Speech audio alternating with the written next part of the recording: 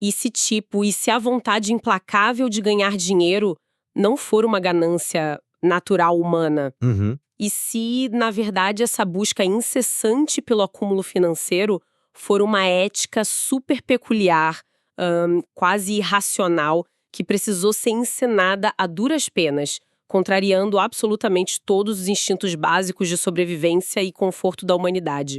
Olha, é o tipo de provocação que desestabiliza totalmente a forma como a gente enxerga o nosso próprio cotidiano, né? Com certeza. Porque a gente costuma assumir, quase por inércia, que o desejo pelo lucro infinito sempre esteve programado no nosso DNA.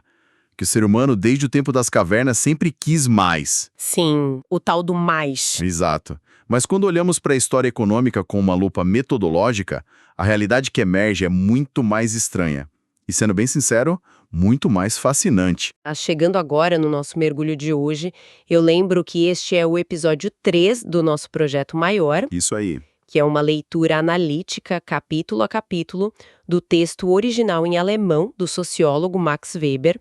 E a nossa missão no estudo deste texto hoje é dissecar o capítulo intitulado I, das Problem, der Geist des Kapitalismus. Que podemos traduzir de forma bem direta como o problema, o espírito do capitalismo. Exatamente. O objetivo da nossa conversa hoje é entender o que exatamente é esse tal espírito, sabe? E como ele precisou travar uma verdadeira guerra psicológica e social contra a mentalidade tradicional para conseguir, no fim das contas, dominar o mundo inteiro. Uma guerra pesada, diga-se de passagem. Muito. Certo, vamos desempacotar isso. Porque logo nas primeiras páginas do texto, o Weber me deu uma pequena rasteira. Confesso. É o estilo dele. Pois é, eu tava com a caneta pronta, sabe? Para grifar a grande definição teórica do que é o espírito do capitalismo, e ele simplesmente se recusa a dar uma definição de dicionário. Sim. Ele frustra propositalmente o leitor que busca aquela resposta pronta logo na página 1.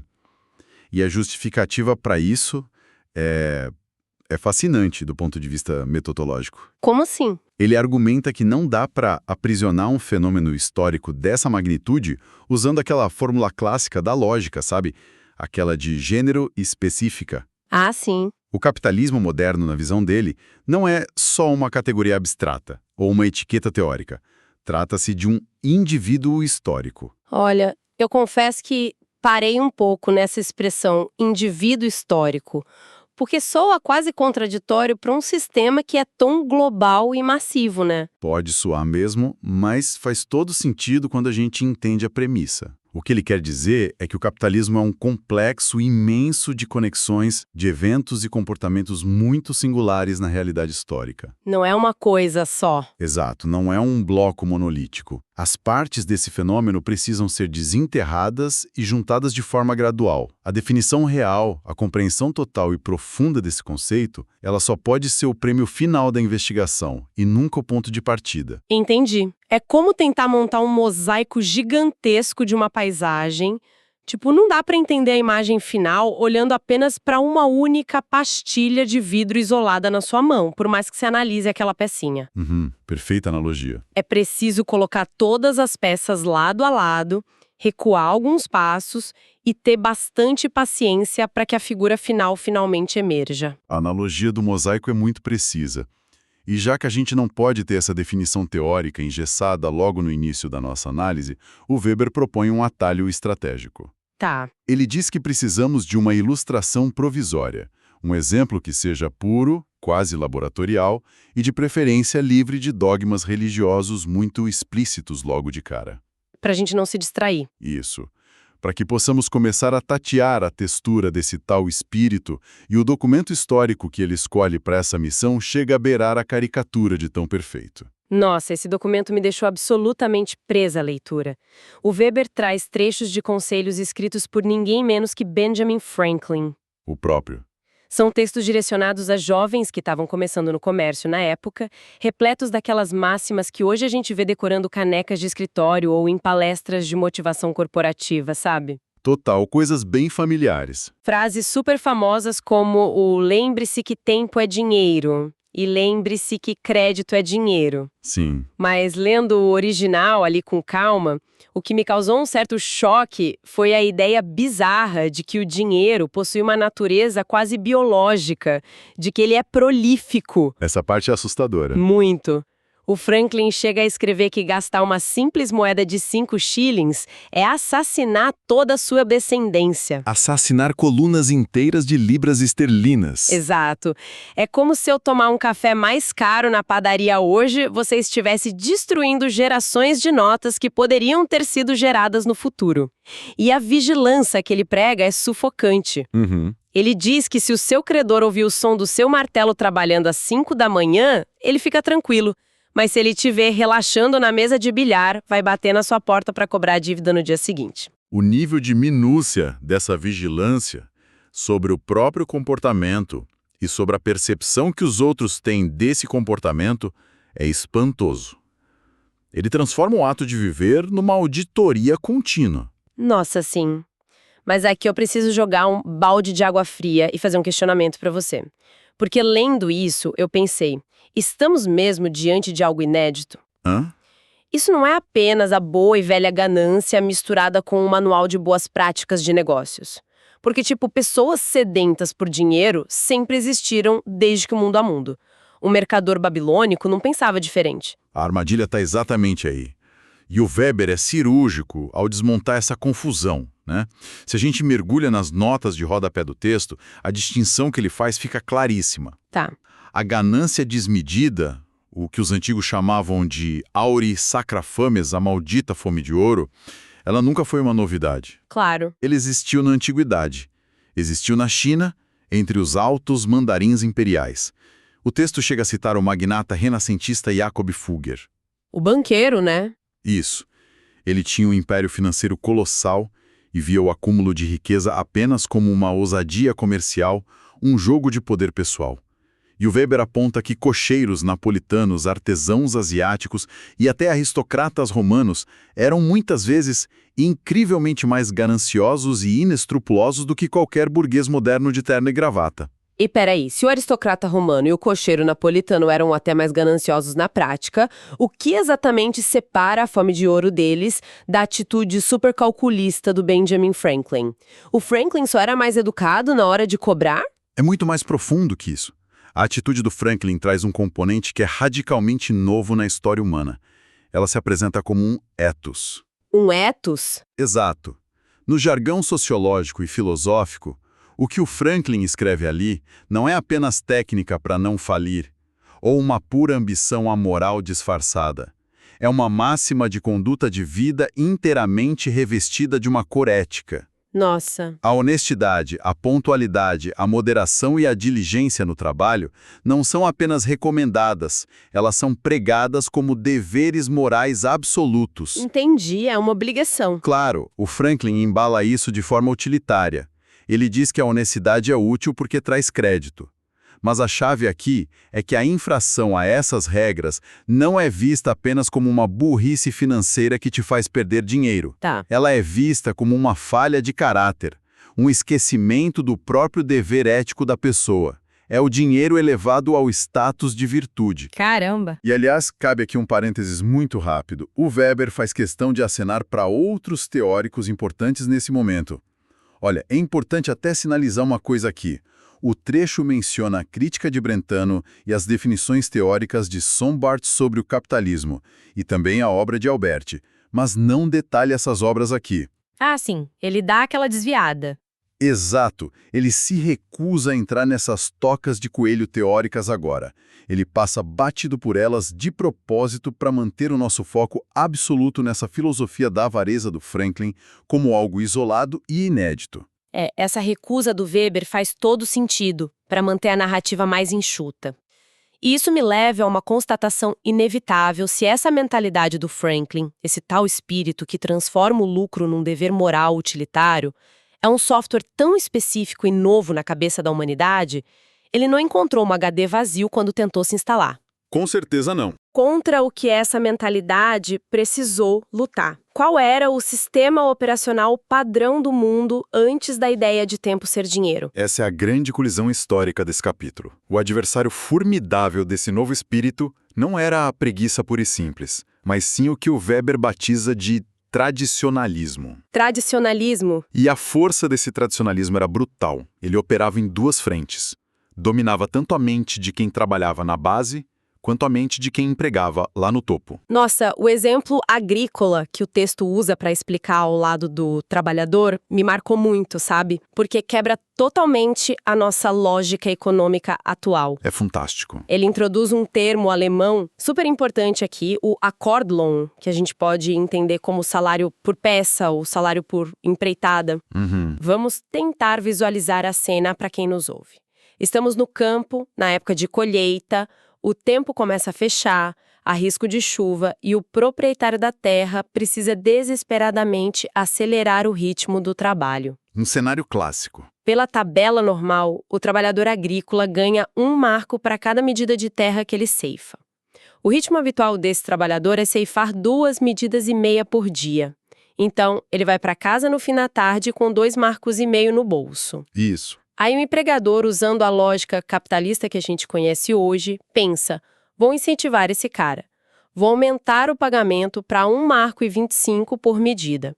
Assim ele vai correr, ceifar lá umas 3 ou 4 medidas e ficar rico hoje. Seria o esperado hoje em dia, né? Só que o resultado prático disso beira o absurdo aos nossos olhos. O resultado é um choque completo de paradigmas. O que o trabalhador faz diante desse aumento do pagamento? Ele não trabalha mais. Ele simplesmente reduz a sua produção. Exatamente, eu fiquei pasma. Ele passa a ceifar apenas 2 medidas de terra. E o cálculo dele é incrivelmente simples e revelador. Se ele ceifar apenas 2 medidas, ganhando 1,25, ele continua levando para casa os mesmos 2,5 marcos de sempre. Isso, nas palavras do próprio texto, simplesmente lhe basta. Lhe basta. É a essência do tradicionalismo. Eu fiquei pensando numa analogia moderna para isso. É tipo como alguém que usa um daqueles aplicativos no relógio com a meta de dar 10 mil passos por dia por motivos de saúde. Boa. Se, por algum acaso, o relógio atinge os 10 mil passos logo ao meio-dia, a pessoa simplesmente senta numa cadeira e se recusa a dar mais um único passo pelo resto do dia. Mesmo que alguém oferecesse R$1.000 por cada passo extra. A pessoa só quer cumprir a cota habitual dela e encerrar o assunto. É uma ótima forma de colocar. O que essa atitude demonstra de forma empírica é que o ser humano não deseja, por natureza, ganhar mais e mais dinheiro. Não é instintivo? Não. Esse desejo infinito não é o padrão de fábrica da humanidade. O padrão é desejar viver da exata maneira que sempre esteve acostumado a viver e ganhar estritamente o suficiente para manter essa estabilidade. Entendi. Esse era o poderoso muro de contenção do tradicionalismo na força de trabalho. Mas a coisa fica ainda mais interessante quando a gente percebe que os empregadores, os donos do capital da época, também viviam imersos nessa mesmíssima inércia. Ah, é verdade. O Weber pinta um retrato quase nostálgico do antigo comerciante têxtil, o Verleger.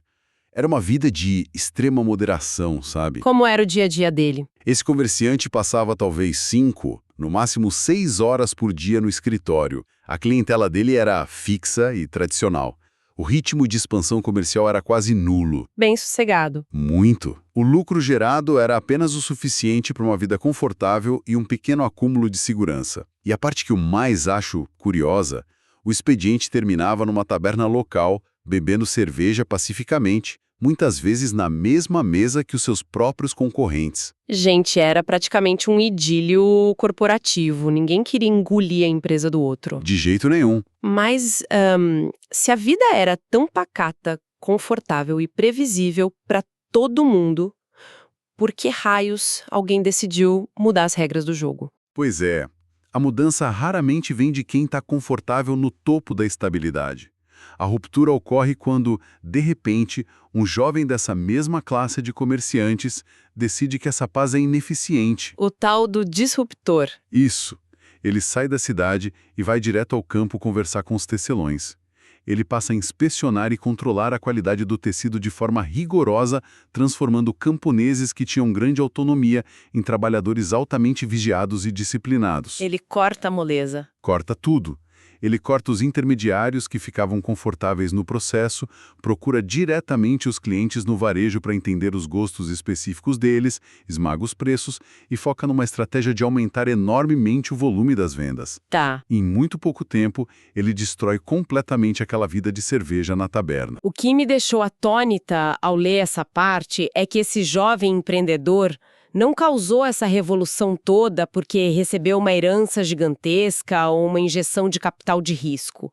Ele não trouxe rios de dinheiro novo para a operação. O texto deixa muito claro, ele trouxe um novo espírito. Exato. A grande tese do Weber se apoia nisso. O capital não criou o espírito capitalista. Foi o espírito que magnetizou e multiplicou o capital. Sensacional. E as consequências pessoais para esse jovem inovador foram inicialmente terríveis. Ele não foi aplaudido como um visionário na capa de uma revista de negócios, viu? Imagino que não. Ele foi alvo de desconfiança brutal, de ódio real e de uma profunda indignação moral por parte daquela sociedade tradicionalista. Virou o vilão da história. Totalmente. As pessoas começaram a boicotá-lo e a inventar lendas obscuras para tentar explicar o sucesso dele. Para resistir a essa tempestade social e não sucumbir emocionalmente ou financeiramente, esse novo tipo de empreendedor precisava de uma fibra moral fora do comum. Uma clareza de visão e uma sobriedade que não deixasse recuar de jeito nenhum. A força monumental dessa resistência tradicionalista é a prova definitiva de que focar no trabalho contínuo, metódico e exaustivo não tem absolutamente nada de natural. Aqui é que a coisa fica realmente interessante. Porque se destruir o próprio conforto e trabalhar além do necessário para suprir as necessidades básicas não é um impulso natural. E se a sociedade ao redor passava a odiar quem fazia isso, como é que esse comportamento de buscar o lucro incessante encontrou uma justificativa forte o suficiente para sobreviver e se espalhar? Por que alguém se submeteria a essa vida austera? O Weber vai direto na ferida da irracionalidade fundamental dessa nova ética. Se tentarmos analisar o capitalismo moderno do ponto de vista do hedonismo, Que seria a busca pelo prazer, né? isso, a busca pela felicidade humana básica, pelo lazer, pelo conforto. Se olharmos por esse lado, ele se revela um sistema absolutamente irracional. Acontece uma inversão total de valores. Como assim? O homem passa a existir em função do seu negócio, da expansão da sua empresa. O negócio deixa de ser uma mera ferramenta que existe para servir ao homem e garantir a sua feijoada no fim de semana, sabe? Nossa, verdade. Ganhar dinheiro torna-se o que o Weber, usando um termo-chave em alemão, chama de Selbstzweck. Que é a ideia de um fim em si mesmo, certo? Exato. É o lucro pelo lucro. O acúmulo de riqueza passa a ser despido de qualquer prazer descontraído no consumo. Você não trabalha para comprar luxos e relaxar.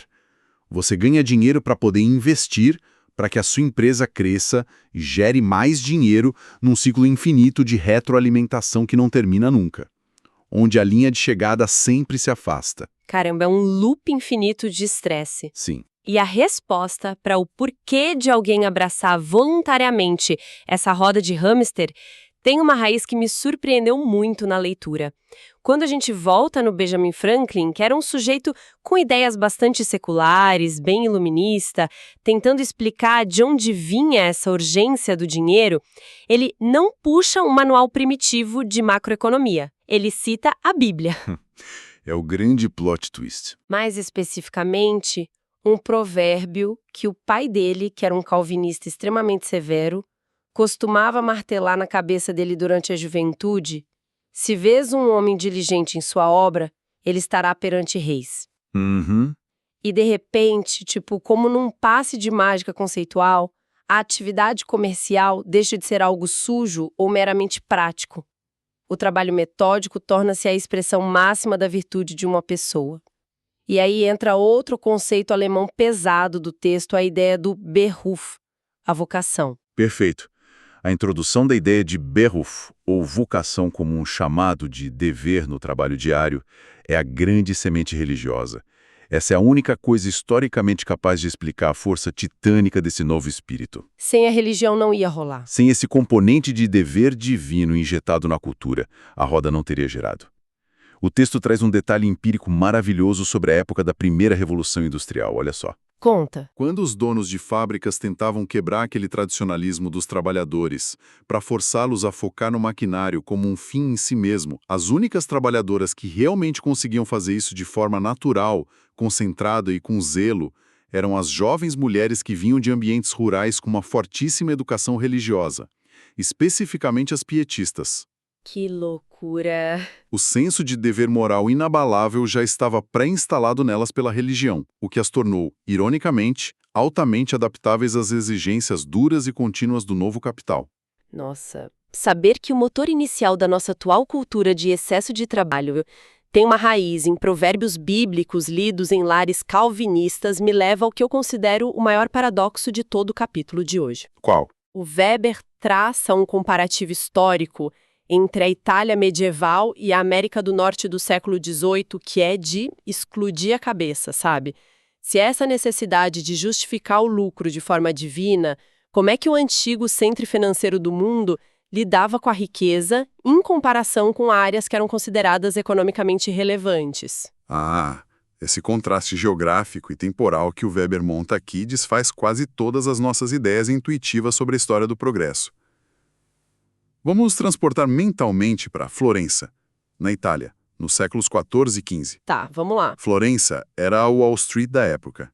Era o mercado financeiro mundial pulsante, o coração do capital de todas as grandes potências mercantis, repleta de banqueiros e financistas gigantescos. E, no entanto, nesse epicentro absoluto do dinheiro vivo, as fontes documentais nos mostram uma realidade psicológica torturante. Muito. A igreja, que dominava o pensamento da época, olhava para toda essa atividade de enriquecimento comercial e a classificava como algo moralmente degradante, uma baixeza extrema que no latim eles chamavam de turpitudo. Exato. O texto cita uma máxima clerical opressiva que pairava sobre a cidade, Deo placeres vix post, que significa, aquele que exerce o comércio dificilmente pode agradar a Deus. Imagina o piso disso. Imagina a dissonância cognitiva dessas pessoas. A riqueza colossal gerada em Florença era tolerada pelo clero, na melhor das hipóteses, como um mal necessário e inerradicável da vida humana.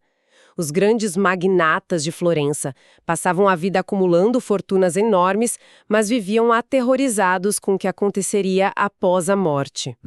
Quando sentiam a morte se aproximar, as fontes indicam que muitos deixavam testamentos doando parcelas gigantescas de suas fortunas, como dinheiro de consciência para instituições religiosas, tentando literalmente comprar o perdão de Deus de última hora, por conta de como haviam vivido. A culpa era imensa. O negócio deles não era uma virtude, era um perigo iminente para a salvação da alma. É um peso psicológico esmagador. Agora vamos pegar essa imagem de Florença rica, porém culpada, e contrastar com a Pensilvânia do Benjamin Franklin no século XVIII. Tá. Estamos falando de colônias na América do Norte, um ambiente quase silvestre em termos econômicos na época. Era uma economia minúscula e frágil. Bem periférica. Faltava tanta moeda física circulando que eles frequentemente viviam sob o risco real de que o mercado entrasse em colapso e voltasse para o sistema primitivo de escambro. Não existiam grandes bancos globais operando ali. Nada disso. E mesmo assim, naquele ambiente que era uma periferia econômica atrasada, o esforço incessante e calculista para lucrar mais e mais não precisava de dinheiro de consciência. Ele era considerado uma obrigação moral totalmente louvável, uma tarefa abençoada. E aqui, lendo essa comparação, eu sinto que qualquer um de nós ficaria tentado a levantar a mão e questionar o Weber. Mas, será que essa diferença brutal entre Florença e a Pensilvânia não é apenas o avanço natural da humanidade? Será que as pessoas não foram ficando simplesmente mais racionais com o passar dos séculos, abandonando gradualmente a culpa mística medieval e adotando a lógica limpa do lucro? É um contra-argumento quase instintivo nosso. Mas o Weber antecipa isso e destrói essa premissa metodicamente. Como ele faz isso? Ele prova que o racionalismo humano não é uma estrada única onde todos os carros andam na mesma direção. O racionalismo evoluiu de formas muito diferentes, dependendo da área. Dá um exemplo. Se olharmos, por exemplo, para a racionalização do sistema jurídico, o direito romano, que é o ápice da lógica e da estrutura analítica na lei, prevaleceu de forma contundente nos países católicos do sul da Europa. Curiosamente, a Inglaterra, que viria a ser a grande incubadora do capitalismo industrial moderno, foi um dos poucos lugares que resistiu duramente e rejeitou a adoção formal desse mesmo direito romano racionalizado. Que ironia! Outro exemplo. Se olharmos para o racionalismo prático e secular, aquele modo de viver que abandona dogmas e busca aproveitar de forma inteligente os confortos e prazeres deste mundo, pense no pensamento sofisticado dos franceses iluministas ou no savoir-vivre italiano. Ele reinava absoluto na França e na Itália. Onde, ironicamente, o espírito do capitalismo, como dever ético austero, não encontrou um solo tão fértil inicialmente, né? Precisamente. O Weber demonstra que o capitalismo moderno não surgiu porque a humanidade de repente decidiu usar o cérebro para buscar conforto. Ele não precisava do racionalismo intelectual dos filósofos, nem de um estilo de vida que gozasse racionalmente das belezas terrenas. Ele precisava de outra coisa. Na verdade, para o capitalismo moderno nascer e prosperar como máquina, ele precisou se acoplar a um tipo muito específico, peculiar e, sejamos honestos, muito irracional de racionalismo. Qual? Um sistema de pensamento que transformasse a dedicação exaustiva, suada e ininterrupta ao trabalho num valor ético e moral inquestionável. É o que consolidamos antes com os termos que perpassam essa obra, sabe? Sim, acho que vale a pena a gente recapitular o glossário desses termos alemães essenciais para o pessoal que acompanha a série fixar bem. Claro, vamos lá. A gente tem a necessidade do Geist. O tal do espírito. Não no sentido fantasmagórico, mas como o ethos, a mentalidade e máxima de conduta, tipo o espírito do Franklin, né? Perfeito. Temos o foco no Selbstzweck. O fim em si mesmo. A irracionalidade de acumular capital não para gastar, mas simplesmente pelo dever de acumular. Exato. A superação empírica de ferramentas antigas como o Akkordlohn. Que é o salário por empeitada ou por peça. Aquela ferramenta que provou a existência do tradicionalismo, onde pagar mais resultava em menos trabalho. Isso, provando que a inércia precisava ser superada por dentro, na mentalidade.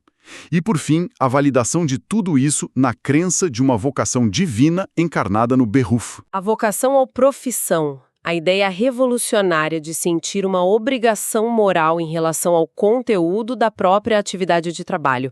Nossa, é muito denso. Então, o que tudo isso significa para a nossa jornada com este livro? Bom, Se a gente amarrar todas as pontas da nossa análise de hoje, como esse diagnóstico rigoroso do Weber sobre a natureza do problema prepara o terreno para o que vem a seguir. o que este trecho que analisamos hoje deixa claro, com uma robustez argumentativa impressionante, é que o capitalismo moderno, esse sistema gigantesco que dita as horas que acordamos e o formato das nossas vidas hoje, ele não despontou no horizonte apenas por conta de novas rotas comerciais, ou bases materiais abundantes, ou pelo advento isolado da máquina a vapor. E definitivamente não foi o transbordamento do instinto natural de cobiça. O que o Weber prova é que o capitalismo exigiu uma revolução invisível, Uma mudança de chave na cabeça das pessoas. uma profunda reestruturação mental e moral da sociedade. Ao fechar este capítulo inicial de formulação do problema, ele deixa um farol aceso indicando o nosso próximo destino inevitável. Fica claro que precisaremos investigar a fundo a história das ideias religiosas no Ocidente. Ah, agora faz sentido. Somente mergulhando nas engrenagens das antigas crenças e dogmas calvinistas, luteranos e afins, é que poderemos ter esperança de descobrir a origem exata, o verdadeiro berço histórico desse componente irracional do Beruf, dessa necessidade quase patológica de transformar o trabalho diário na maior virtude existencial possível. Ele não nos entrega a resposta pronta neste capítulo, mas estabelece sem sombra de dúvidas qual será o campo de batalha das ideias que teremos que explorar a seguir para entender como o mundo chegou até aqui. Isso lança uma ponte perfeita para a continuidade da nossa leitura. E, bom, se pudermos sintetizar a nossa longa e densa conversa de hoje, para quem nos ouve, eu diria que saímos daqui com algumas ilusões quebradas. A primeira delas é que acabamos de vez com a ideia preguiçosa de que o espírito do capitalismo é apenas o velho e conhecido pecado da ganância com outro nome. Exato. Vimos que se trata de uma ética estruturada, quase um ascetismo, onde ralar e acumular se torna um objetivo final da vida em si mesma. Sem dúvida. Além de desmascarar a ganância natural, nós também compreendemos a escala da inércia que precisou ser vencida. O tradicionalismo mostrou sua força de forma brilhante no campo e nos antigos escritórios têxteis. A inclinação humana natural de fazer o mínimo viável para manter o seu conforto pacato e ir tomar a sua cerveja no fim do dia não recuou sem lutar muito. Teve muita resistência. E exigiu uma ruptura moral violenta para ser superada. E, para fechar a nossa reflexão conjunta, acho que fica muito clara a bizarrice histórica desse processo, né? Consagrar a busca contínua pelo lucro comercial como se fosse uma obrigação moral que beira a virtude é uma pirueta histórica inacreditável.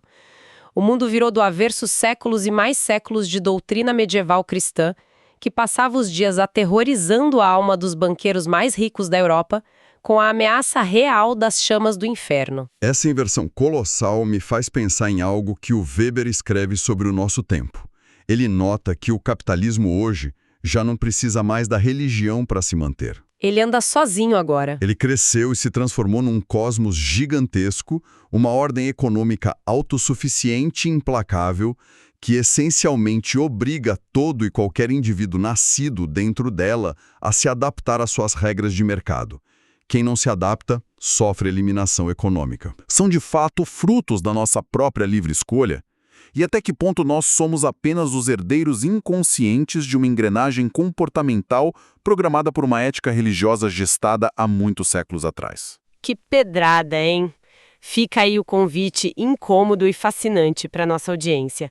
Reflitam bastante sobre a própria relação íntima que que quem nos ouve mantém com a ideia de trabalho, de tempo e de acúmulo financeiro.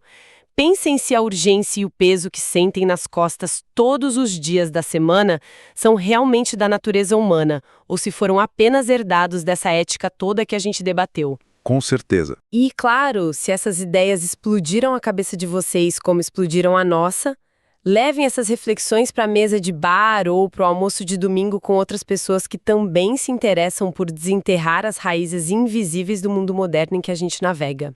Foi um mergulho incrível. Estaremos de volta em breve com o próximo trecho.